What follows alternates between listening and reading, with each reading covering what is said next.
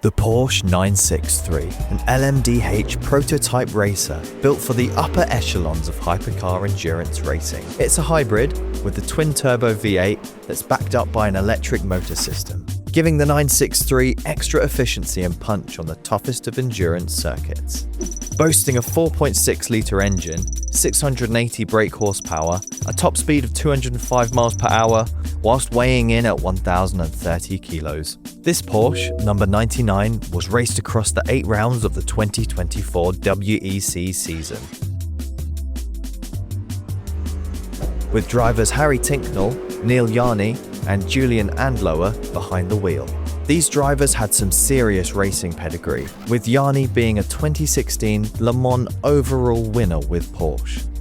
In spite of its modern appearance, this Porsche is running in colours designed to evoke memories of Porsche's 1994 Le Mans race-winning Dauer 962. This heritage livery celebrated the 30th anniversary of that win.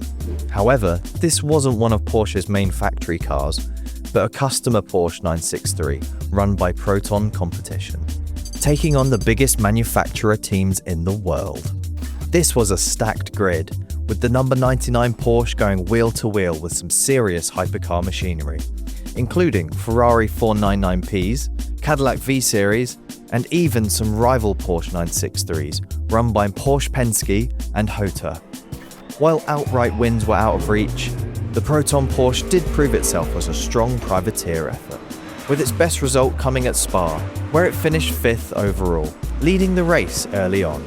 An impressive showing for the privateer Proton squad.